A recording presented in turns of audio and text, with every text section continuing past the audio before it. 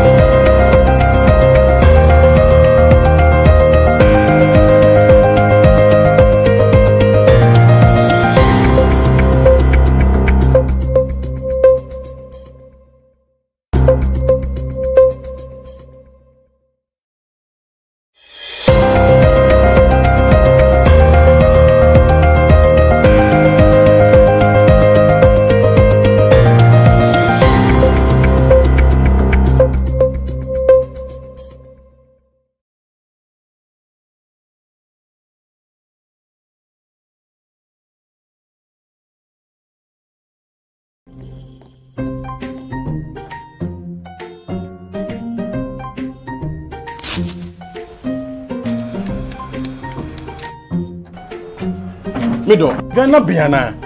I'm going to do a baby soon. Every time I say, baby, she. Mangashi. Junior!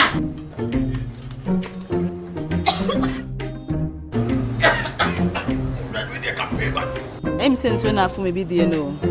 Sister Cospa, it's a winning gas. I'm used to it, why? My wife.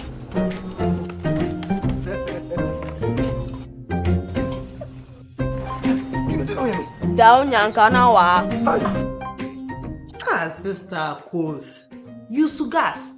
Gas ye fast, ye easy, ye convenient. LPG, let me see your hand. Ooh, I got it.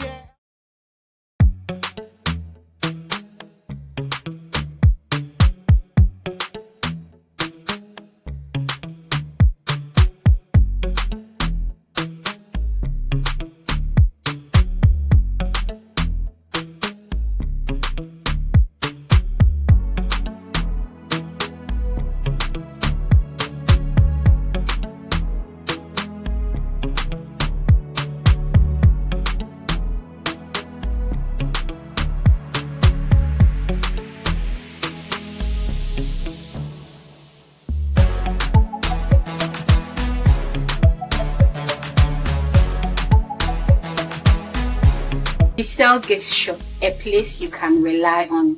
You call on us and we will deliver. Thank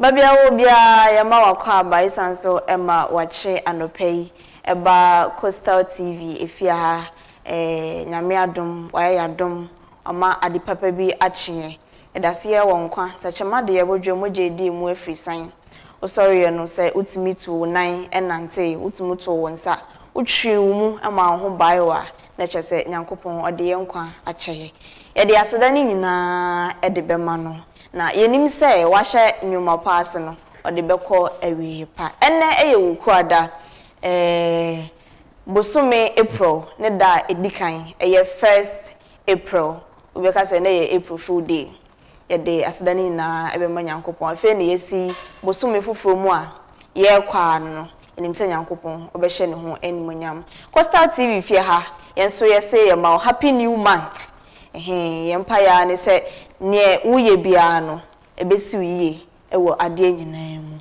ene eye wukwada ne ntino ne esanso eye special women's day ma menka ne sa ewo fie ha sei esanse fie ha no wukwada bia eye women's day wukwada bia eye women's day because wukwada bia dwa ye eniema eye emma eniema enye meka se bibi emma eniema eno ne nche se eye manu nkwa na enya nti oba no nkwa na metna TV na chi na emum no ye di dwumedie bi a ebeboa ama ema yiedie wo ye be ma mpo na wo maame wo nua wo ba a oye oba wo yere nti ebeboa se ye nyina no ye beboa ye ho na ye nyina ye yiedie ne mpunso akọ kan maka ne sa no nso na wa menka nche wo se bebia wo bia no bomodin ma wa fidie no u TV no and that Coastal TV.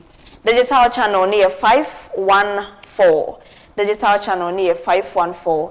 Na sa wako Facebook any YouTube so ya ji baby ya Essien no. Ya ji baby obefa bia obehu ye wo ho. Na Facebook no o type Coastal TV Cape Coastal. Ubenya wo ho kan hu se Coastal TV no ebomu enye separated space and that Coastal ni TV ni ntem na mo me Coastal TV ebom na Cape Coast ubehu ye e wo Facebook na se okọ YouTube so a no type Coastal TV a ekwan dem a ubehu ye wo ho nti meka Coastal space TV eno ye Facebook ubehu ye wo ho na on salka link no so a na abomoden a share chama obi enye bi send ma wadofo send ma unua send ma wadanfo na comment bia na so se bibia wo pesa wo kan e fa your program ho adwenche bia nso awo no obetimi eja e wo post na se Facebook post na YouTube post ni nyina obetimi eja wo ho ye be kenkan na emoa bia wo ho bia nso no ye de ama ofefefe. That's how we do it in this town. Sa na ye no e wo fia say nti bomodia se oni ebedi enkita ho Coastal TV from morning to evening and I 24/7 ye holiday ye no ye holiday bia holiday crown no still ejina ye nan so nti bomodia se oni ye ebet na abre bia because ye onyema pa bebre ya ye de ebema ho anopai nkrofo bi na asoyasen ejumako bi na asoyasen ama ye de Coastal TV morning mix Wednesday edition Women's Special Edition no yede ebro yede aseda edikan no ebekwa ma National Petroleum Authority National Petroleum Authority. Almost mean country was almost a me but Modiana used to gas now honto. Ya the Asdani bin Subema, the sell gifts. The sell got a gift and just a chadian one some yeka. And hey, the sell gifts say Modiana call na chadi be a open the amount of funo on sa enka nenye fe. Asdani bin so enko Emma Nesto Ventures. Nesto Ventures se men kancho se bibibia we here sisi ofie ama eho ayefe no bomoden na fa wani chem wo Nesto Ventures na onsa ebeka na ofie nso ayakona kono na hoho bi mpo ba na ni beje se obeti na ofie anhwe ko ompese obekọ ni nyina ye Nesto na daruma asedani bi nso enkoma the taste catering services ase aduane ben na wo pe men kan che osefo wani chiremu wo ho o abra market ebi a wo aduane bi a wo pe bia no delivery kra na wo part na fie ye de be bro asundwe muli how bia enihu the taste catering services asedani bin so enkoma ami men's hardware no so abra nti wodi wani chim wa hardware bi a wo pe bia no onsa ebeka aboafoi ene ye de aseda aye nika bia twitwidie ye de bema omo sanse omo aboa ye papa omo nni ho aye nni ho saa na etie maka ne saa no na mame kan show say midin a wo de frame ya meje so eye Afiba Essien anopenya me nkwa na me wo fie ha sei nti mema kwan Emma, the mama of the house. If you have mama bakupe no ha, we mama if you are your mommy, but mama dear bakupe any of you say. Inti mama, akwanya no so we be there where the actual Coastal TV ashofo. Yeah, inti anape emi mama V. Menye macheba Afiba na yezi jumezi rebro. Anape Central Morning Mix. Hen be ni myself ebien na yaji hene egwa eze bosomo. Titam kuchu menko bebia na say in the pa yawo yazemo and I pay 1st April yawo in the paper bre yazemo nti anyi hanen tina na say that yawo zemo and I pay mama kan say we dia na che say enipa bebre no yawo bebre ade be ma na emom ye be start off with motivation yenye motivational speaker so but ye betimi am motivate you ama ude no akoyi sanete Enti anapay in the 1st April 2026. Motivation ayanyo weche. A new month brings a fresh start. Let go of what didn't go right and trust that God is guiding you to something greater.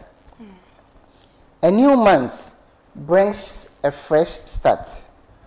Let go of what didn't go right and trust that God is guiding you to something greater.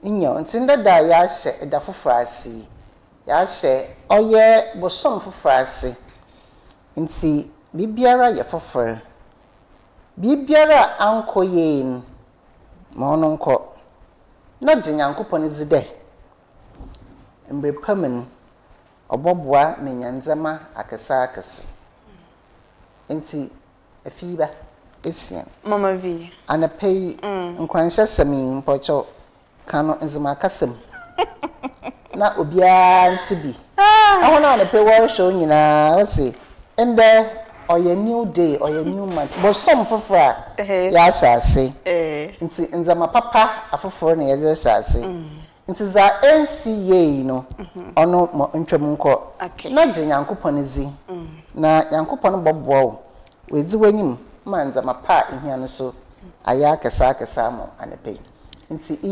nkwanhye sem kana ukrom kasem na ehona wo hye hia no so wantibi Arabia Moleni aye Morning Mix Coastal TV molomonka kama yelimwa yezuma wana yapeke kankan so efie kilo kama yewula siane fofole anuna yapeke ye ke kilo ke debia mo ya ngwoboe siane mo ya azin hoye siane mo ipenu hoye bomode ke ebaje kizane nyane muanu jekomuanu na fawura wadwun ke se efa ho eto nyamle anwo a se efa ho eto nyamle anwo de bia male bia na oba me yazi oboe oba hoboe na ebe linkunim wo mole ye ne anu kan hu ke siane mo yezi nu hana oli siane fufule bozma ye donro a ati nyane mo ya ngoboe siane mo ipenu hana mmefo mu anso ebe wula za siane kan because eza hane a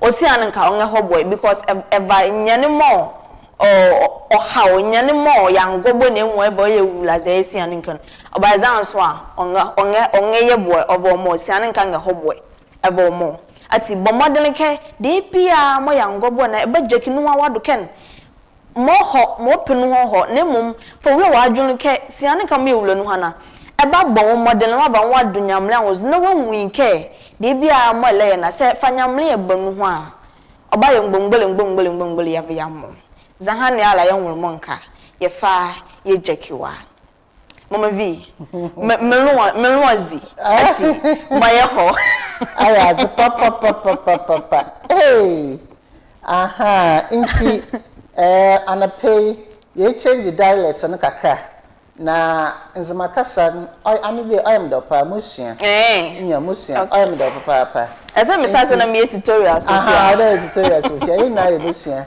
ntana pe nkranhye sama yezima homon na akyereba Afiba so wa kan nzima kasa mfefefe da mara azama he na ahwefe ibri yebada ye ho na yeze oye coastal morning mix Central focus. News are all so. News. Yes, Abba. Yerba Sisia. Okay.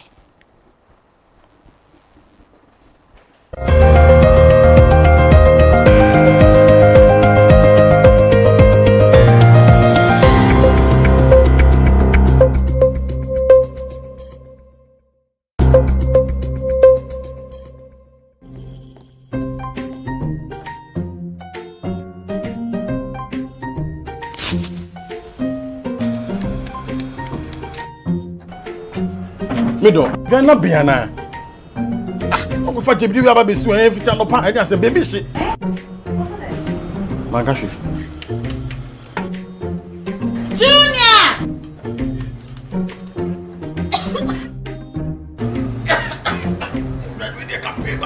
I'm saying so now for me be there no. Sister Coast pa. It's who gas. I'm used to it why. Why?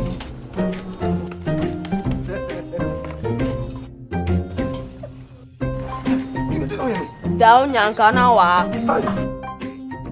Sister Coast. Use gas. Gas ye fast, ye easy, ye convenient. LPG, let me see your hand. Ooh, I got yeah.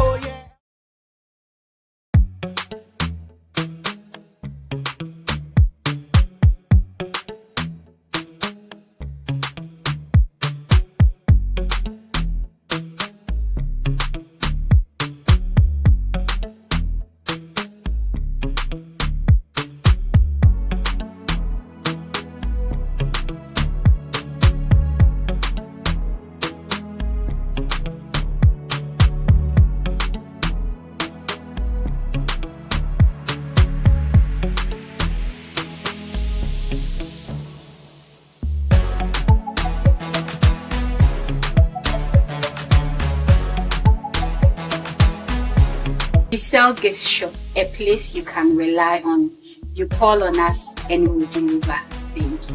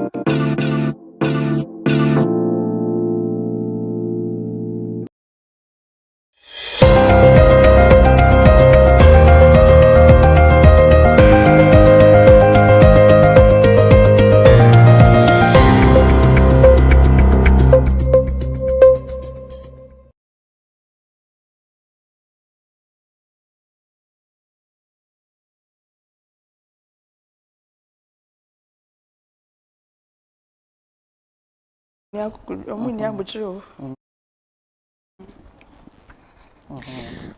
ye try ho aba na ye try ho abasa na na ye de kase ebo ewo ho no e ba beto aso ama fefefe ye ne sharp o hyew so ye di kan na ye di kan ye nim se bosumi ye simu nso no ye sanso e Easter Easter no na ye kai Yesu ni wo bewu ma ye ne ne keka ho nyina no no say na Muslim for no aye Idil Fitr no ewie no Christian for no so e ba be ye Easter e de akai Jesus Christ ni wo ne ade nyina na ne sense no ye bomode ekọ Abra St. Lawrence Catholic Church ye ne parish priest or wo Reverend Father Benjamin N. Ata Baden ye ne no ekọ twetwe nkomo efa Easter eya ho ye hu sentimpo a wose ye di Easter brebia Afibia no ye di Easter na mpo mfa so mpo a woso e de ma ye Christopher ene omanmu ni nyina no Reverend Father e de sa information no o de maye one ye bonkomo amane ebo bia e wo Easter mu no o de amaye nti yenkona yenkotie bi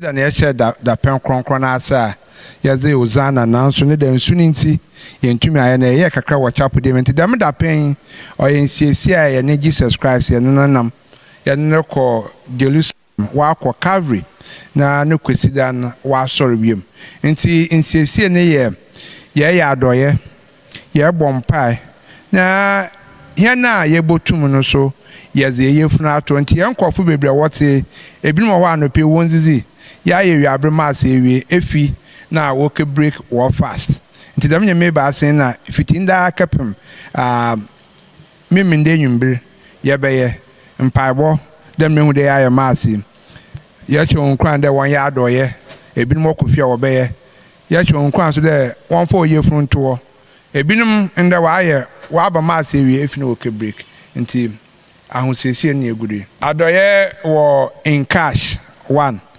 2 wo in kind ebo mu de ye na ebinum tifie de bia me ka tro na wo soro ye na ebinum tifie na nanom wo tifie yeso ye pe adoya ye na onye nsumpo ngware kogu nsumpo zema na ogwara oya adoye anopa aye ziban o mami ne mo from me mami ni ya ezima me ye meti bia mama me nbe ono so kan na ebi so kra o ha adoye kra ye yefiri obi mpo yar onye obi mu akam na arecheche nsem ekatena ho na ne bonkomo a ono so ya adoye ni bi ye bosume bia na bosom march zi ne ye de ye da pen kronkron nim nti ono fa bebie hun mosom ne osagefo ye core estate na fa de fu mo so fa nti inde ahona wati fie kama on communion ye kan na abon wo ye be 60 ye ne bosom bia na emom march zi ne ye de inde oye da pen kronkron ye de hwase ma ye mpanyufo a woti fie no won de ye wo da pen kronkron nti won so de ma do ye kan wasemi mpabo ye kan wasemi na akwankyere onam de wo ye mpanyufo mpo de on ye yi on fi na emum kanka de wo bobon pe na won so ya do ye onam de da pen kronkron na yesimi de ahe ne yempede ye nkofo onam de woko beach a ye ntumi ye nkontrol nti ya adwende Easter Monday oye ende na wocho pepe ya nkasa ye compound ye be ye enije na woka wasem ama obi anko beach na wanka ya za aso no ntumi control oba haza ye betuma control nti yempede ye rather sorry wo be nyama mo abrodo ne yesterday edwodore be fiti anapa ye to krok aka pemenwumbrofo 4 ya sombe nyina parish nyina besakromfo baba putubiofo baba yomo baba yina ya betra na ya agidemeni je no ha ebembu na wa aban mede bia ya kacha on de inkankara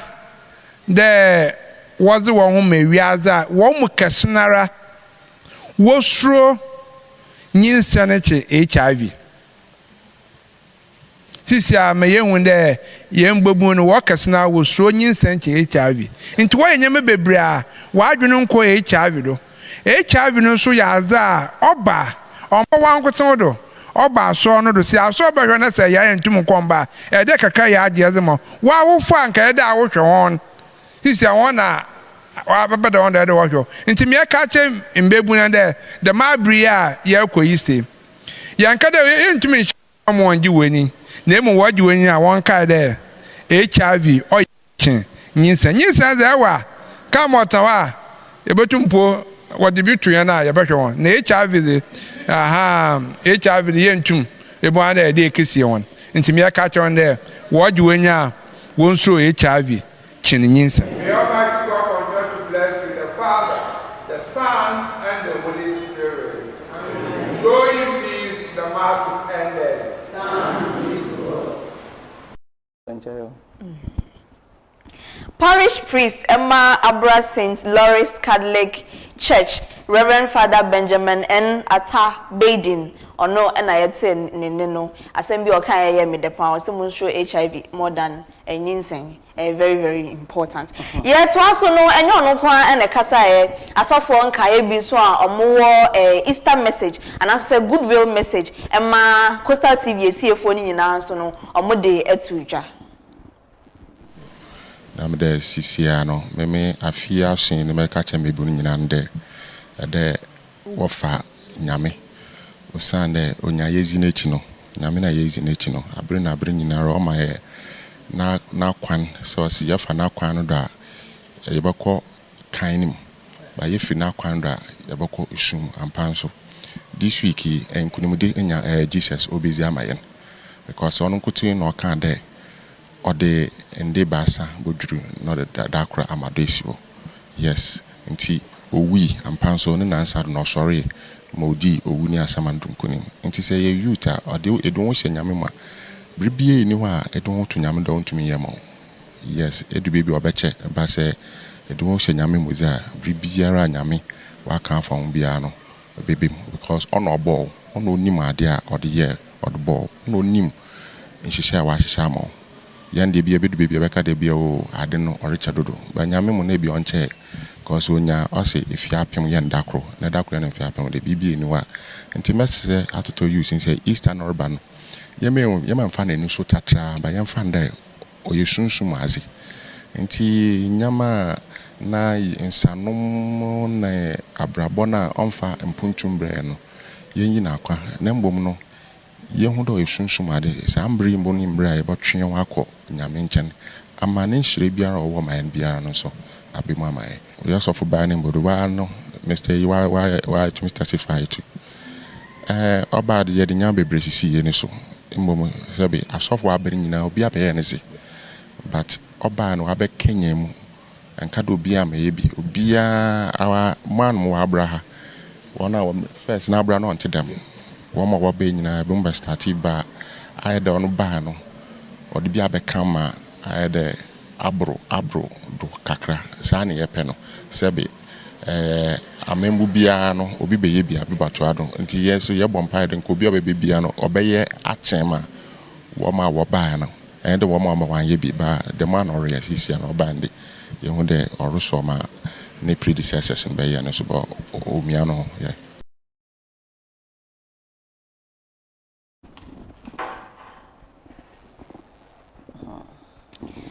I was for ya to akase bono eswa Ashafo bebe na ni mebeya adwen se na kakra etwam ye yente asem de kra ewo internet anase ententan no so esan se video bia na etwagu ewo mframam no ekye papa bia wayi ni yemayi na kumam esibiri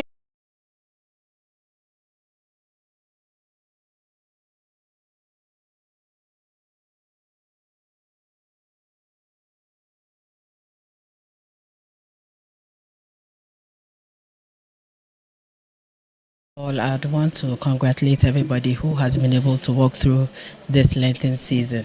Just like Father said, they have to exercise restraint even in their enjoyment so as not to bring problems to themselves and then to their family members as well. So in all of the things that we do, especially the work that we do for the church, we would have to sacrifice. You have to sacrifice your time, sometimes your resources, and then a whole lot of things to make sure that the work of God goes on well and properly in the church.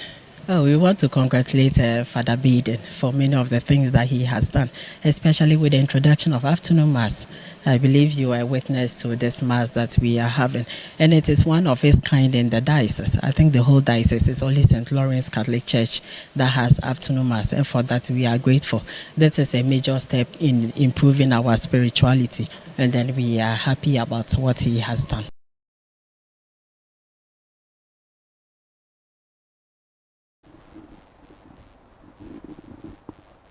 Na ye share tiefo ne ahwefo nkran se eye Easter yi modern ase bebi a wosom no obekọ na woni ifo aka na bom ye nyina ya observe ya na so ye di Nyankopon ni wuo ne sorry ne ehon faso a ewoma Christopher enyina na ye to akase bono esoso ana mede wo kọ baka no ye hwena no heya na eho no na nansemu video bi a etwabu won tentan so internet ne so no eche abrantie bi a ono no obi nche de hu ne eye no but wayi na komemu eyi ni mu ade nyina esibirim ne yire ne girlfriend o se ne side checki obi hu asem kra ekobaaye abrantie yi video no eche se wa bro ne yire no che se enya asem kitwa kra enkrofo a ene abrantie yi ene mami ete no eche se we nye first time a omo have menteme ho ase omo taa eye enya menteme ho ase pa no na obete no na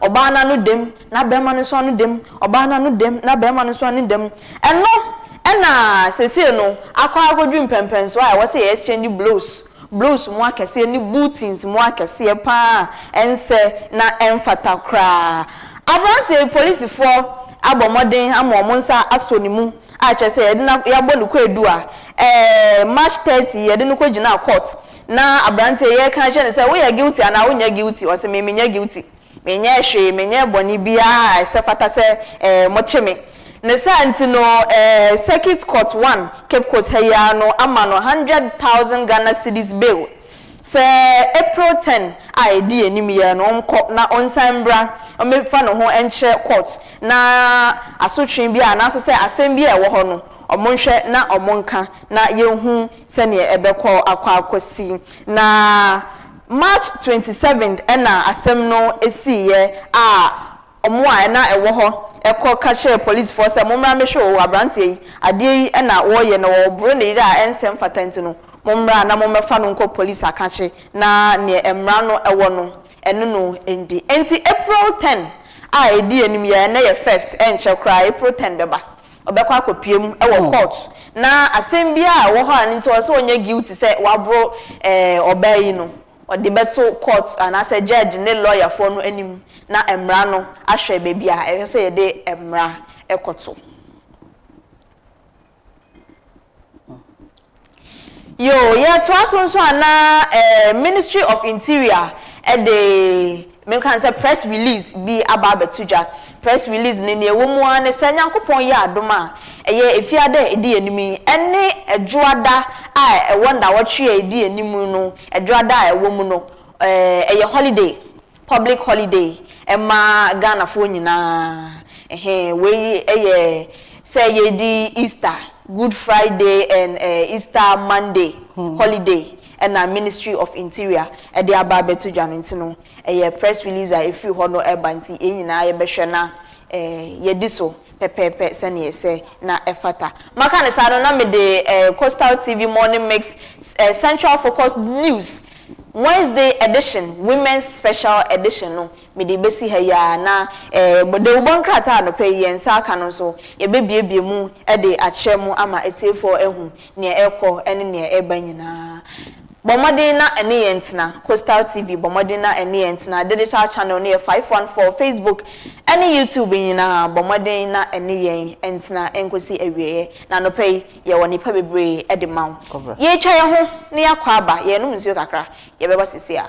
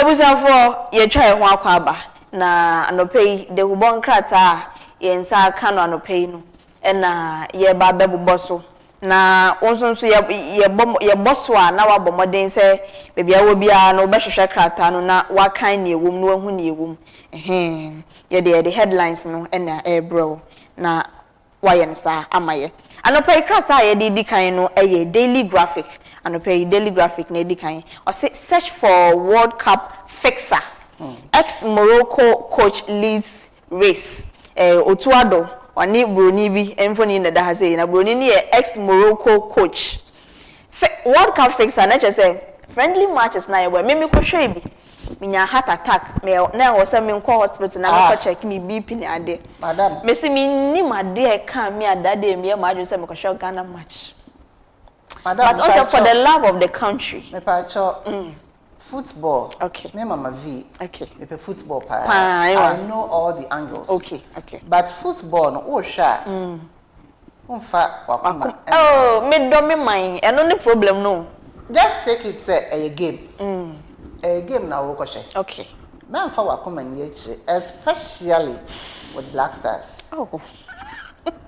A game.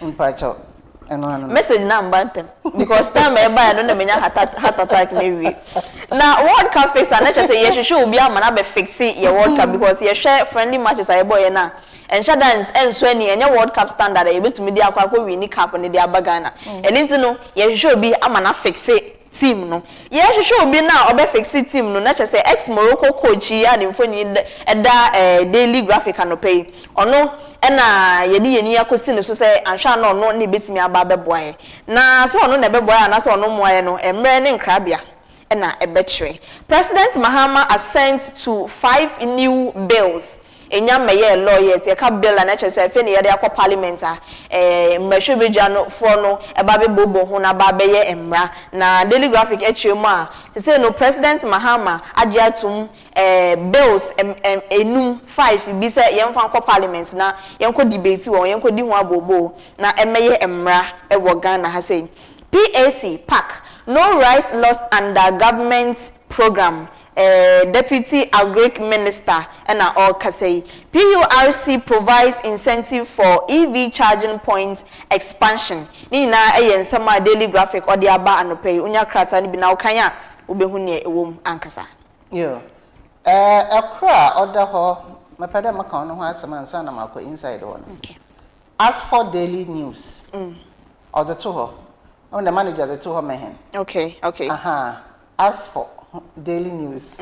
As for daily news. Na za owenyim ho kese pa. Me pede is hon komo say government may review fuel taxes amid rising oil prices. Honorable Felix Kwachi Ofosu na waka say yo. On na no for yin de nyim ha. So government may review fuel taxes. Fuel taxes amid rising oil prices. Okay.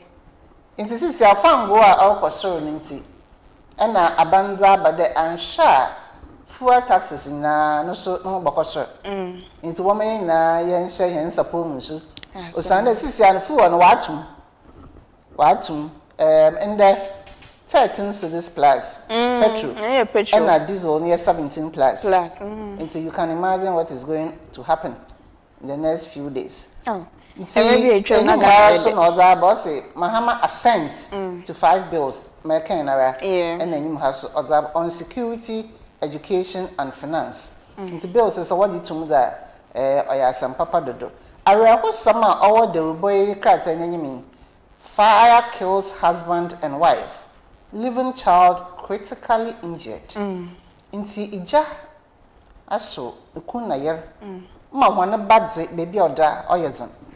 Essien yankopon de onsho banama him. Fire kills husband and wife.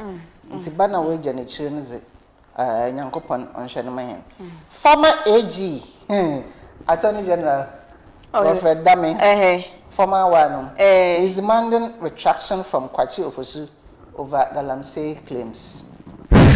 Pay as for daily news on also that other bay. Okay. And the entwas name for custodian so entwas na NDC panics over 73 billion Ghana cedis big push contract as Mahama asks for the fourth estate report on sole-sourced road contract.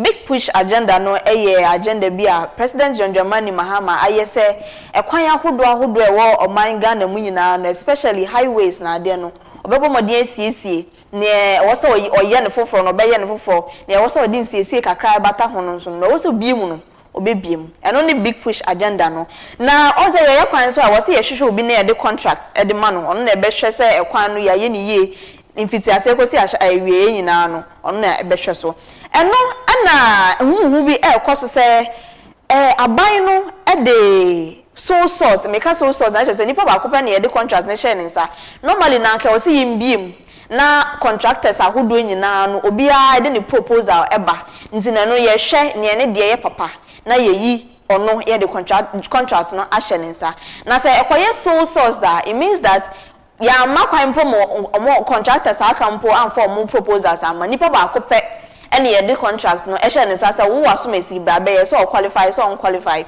ye the ama no san ene ye hu bi a ekoso ewo big push na say na wo hwa asika twetwe di a ye de ye sa big push no 73 billion Ghana cedis.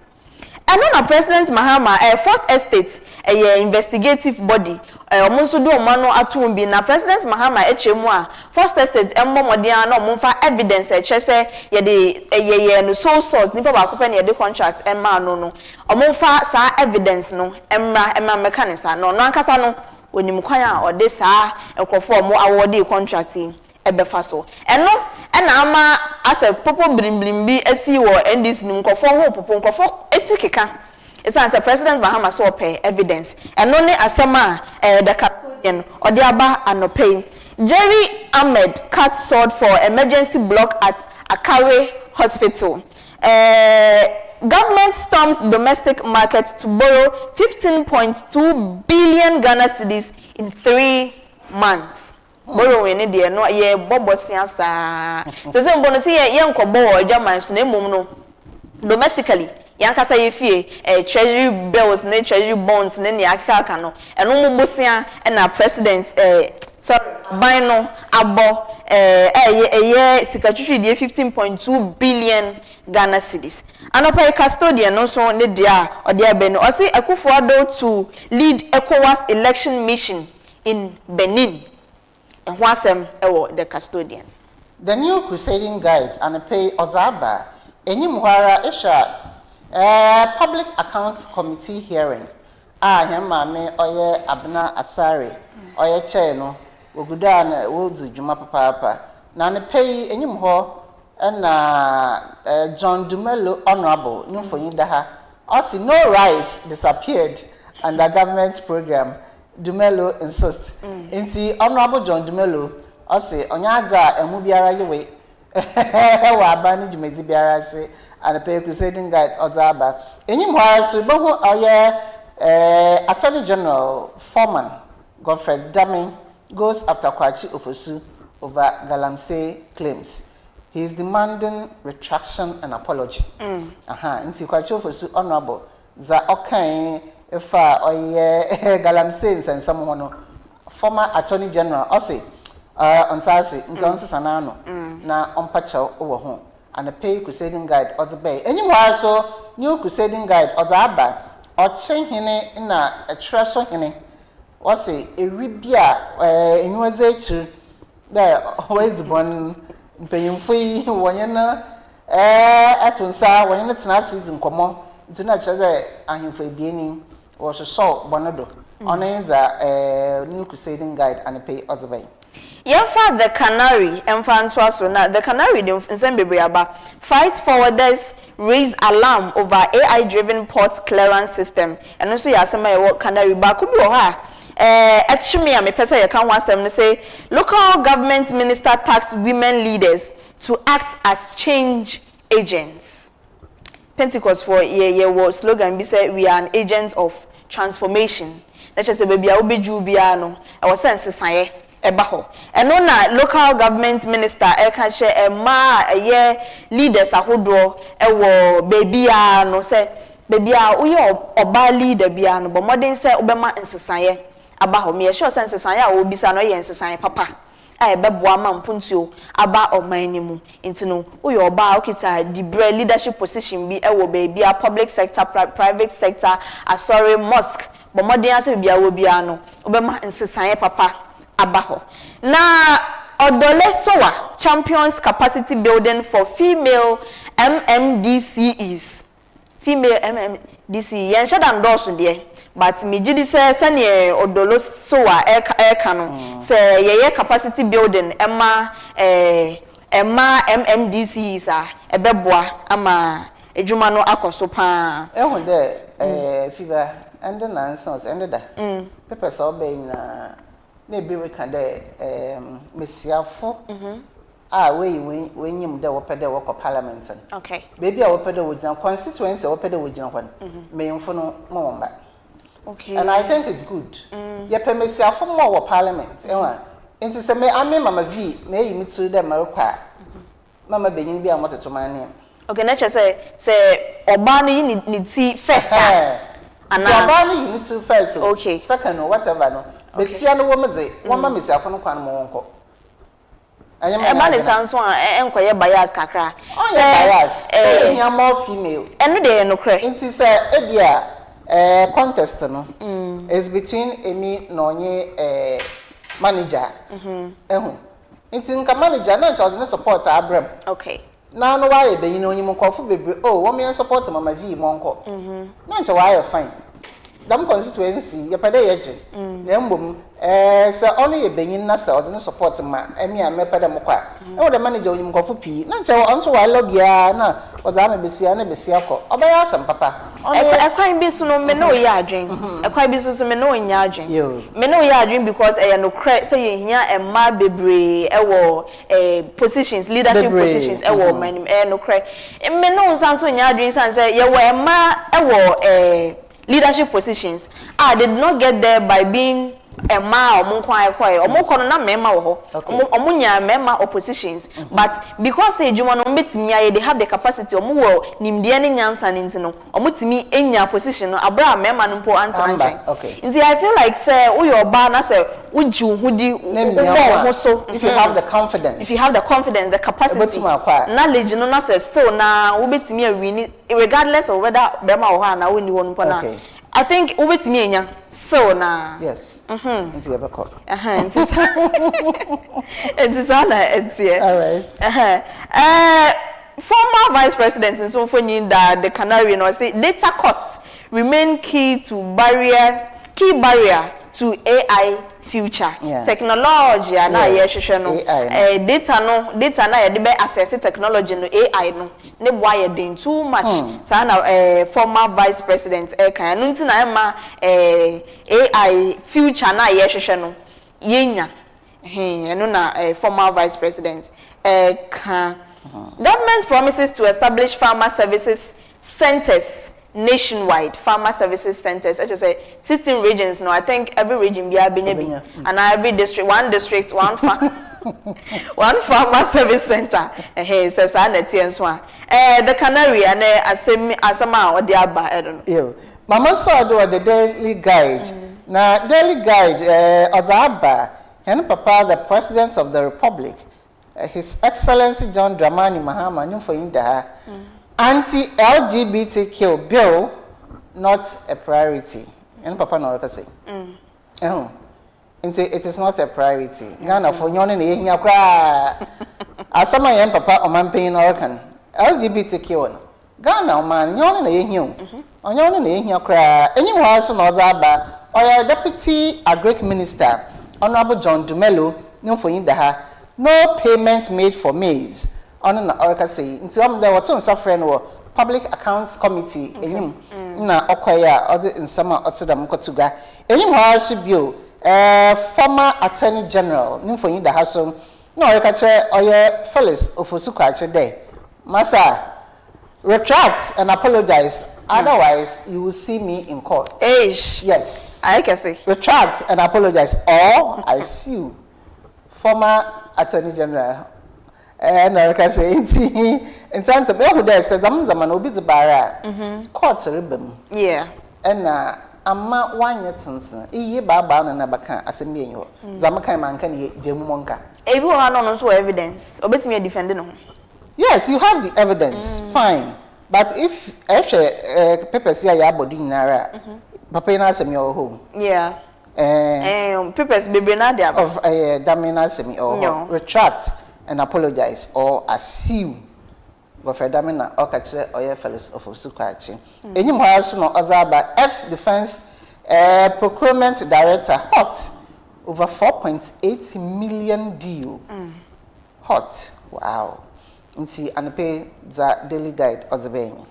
The Chronicles and so na every politics holds rise maize distribution a Greek ministry tells public accounts committee politics no de baby amudi be wura bia no na chese ama niema aye basa wo ho eno na Greek ministry ka say ama rice and maize distribution nationwide no atwentwen so kakra brenase kakra so na Greek ministry can share public account committee help secure OSP from the claws of politicians. Ajaben tells CSOs osomumwa na office of the special prosecutor and the office no yenjin free politics and some because as a politicians be no person mo influence and who post the themselves in the time as no. Oh, I think I saw something like that. Nti opese obobo na ho na okotena ichi na ohwe de eko. Onya abuche. Onya abuche because there were a case bebre wo ha wo so otakra ansa na we fi wo. Mama onfa ne nsa nka na foforo nso ba wo nso beka say okay ne muye kodwi wie bia no magbagu me sha say wasted of time and energy there be into me and yes ade no. Enka same chiefs youth call for immediate activation of cooperative mining projects. Enone nsama anopei the Chronicle or the Appa. The new publisher enyim ho. Dear President Mahama, sack this guy. Oh my God. Sack this guy. So Council of State member accuses Raymond Acha of abuse of office, contempt of court, public charities, personal anyamano doso. Nti inye sumba oye Council of State member also bo oye Raymond Acha yoko boss no okay and the purpose no mo so obey nti yoko boss na this ija egu ne chawmun was President Mahama sack this guy on sack. Into if a banner headline also sack this guy. Oh my God. Sack this guy. Hey, publisher and so that other way. Nani more so Zayed and Kanya Bonitin or Hasso anti-LGBT bill is not my priority. And Papa President Mahama no rekadam there. Oman Ghana anyaza yenyi anti-LGBTQ onyeza we here Ghana nyi na ehwe nsama nkomoza akodo pa nkofo comment na aza woza ba nefa baby no enti yam papa so za wakanyi enyim hwara so Apostolic Church Ghana bans wedding cases enti what's it in there? So what a wedding was so dear man. You may kiss your bride and wait trim. You trim, think don't time. I was so dear. In see Apostolic churches, this is and one was way if you may kiss the bride. I was so dear man. And one is one J in Chimbio. Double honor for Dr. Brown and a pain. Since I'm not American, Afiba, or so my days as SP are numbered. Into publisher no Otbay, Kessie Jabin, my days as SP are numbered. Okay. It's special prosecutor no, also on check na Ozabi. Into Obakakets and Houdin, or I had that or Kodo, and the pay publishers Otbay. So on your state of the OSP address. So Obabekwa. Okay. On your state of the OSP address. Okay. Now, as far as me say, some of his achievements since Oba office. Okay. person on label because I have fuzzy. I mean shadan kaibi. Shadan nimi. Into no me person all let's say be about 1 2 3 4 cases 1 2 3 na my prosecution in cover person on list state of the OSP address. And ka ye maami a ka mani beje pa. Good. Yo, and the new publisher. Yemfa the Ghanaian publisher. Okay. The Ghanaian publisher na me share and sama odi aba na no pen. It seems like ni nyina ye nsama ya boboso. It means hanso emboso biem. Okay. It make straight to the Daily Searchlight. Good. Na LGB since Nsemia na intim federal lashes President Mahama and the NDC as hypocrites. Mama be hypocrites, but translate. Nyachum. Oh. Reverend intim federal say President Mahama and the NDC na moya nyachum for papa. Say nti awon kasa no, unya the Daily Searchlight. Ubehu ne ekoso ewo ho sir Reverend intim fojo na some no comorigin na okay abana NDC wo position oye honorable Sam George sir kai oye hu deda insinda ma ba banemu ye hu za ware ye fa dam bill hu na nche ni papa ma nche dede na eya no position na nde safi ni kitawa ebetum ebe abo abribiara nche ma yehu action ye the same dede na dede ya record ya oye nti na ntim fojo ene da ehu de na wa e furious kakra yes azana ye ne pa nti isha na ye papa oye omampan so za abaka the LGBTQ no priority hey so you know how people are talking about it. Ngofo ye hu de pa especially yan papa za ozabo to gan the onye oman priority no. Because bill there say eco parliament say na sa 5 bills here eco parliament me sure pan say some person mon pass the next week in majority in parliament on that pass it simple. Nti we no e bill ben ya nko na muntimi pass na e china ya mpo na say ye hu ne kompoi eba ne sanso ana akwakoye buachi bidi anyway ye nto aso KJTM market is in serious risk of collapse. Traders sound alarm. Adwadifo eton ade we KJTM market na omanu dem say omoton dwa market na kasa na omoton ade wo mu no kame I say ejimre because aka akra ne ebubu efa baby bebubu manchester market na hwa tema asema esi yi enu bi na eba besi wo market wo ye mpese ye bete so ye mpese ye bete no nsuo no ani esi fom enu an mbrempo mframa bi efa ye no na me fi se nsuo no mpo eba beta no so me fama na no den se edan bi wo ho a ensi ye ana se adwogo a edan ne betimi ebubu enti edwadifo e wo KJT market na omanu dem se mpeinfo nhwe na omumfa ne eye entu bebi ada sanse market omutim no anhwa na eba bebubu egu omso anisa. Supreme Court set 21st April to weigh in on West Girls Senior High School religion policy case. Esefo bekaya wenso so eye case a ebeye dijwa ewo TV so ni radio so ni internet ne so ni nyina eye Wesley Girls nsentemia na eho no omo ka bibi se uye Muslim mpo na se wo ba school mpo na when you go to Rome do what Romans do. Into no uye Muslim na wo ba o uye Judaism na wo ba uye Buddhist na wo ba o bomodin se wanya ba bedu Wesley Girls e Methodist school nko ade Methodist ne ma na na wo beye onkonkoye alawa akubaru bia ewo ho eno na other religions no so anti ase omode akokot sanse me Muslim na me ba na be ka che se onyi ne hijab se den na onye other things no bi mo nti ase nti akokopre Supreme Court nti no April 21st na Supreme Court say ode emuaye beba na yehu say ye call left o say ye call right o ni nyina no obehu Godfred Odame versus Felix Kwachi ofosu galam say nsensem no so eda so ewo the Daily Searchlight anope ya boso enti me pese me sansumpo akoho ebiem nti anope no nsensem a Daily Searchlight enso ede aba yakọ the Accra Times and maybe now was a guest is in Canada. Okay. Auntie mum years ago na ya my guest abetna say na ye need in komo ye bezin Canadian offer oye ifida memenda kwesida na oye passion, death and resurrection of our Lord Jesus Christ. Nti yenye Roman sofo bezin komo na wa church hin mu kakra. Nti ahwafo yetwa ye ho abasisia ebeba na ye bezin komo.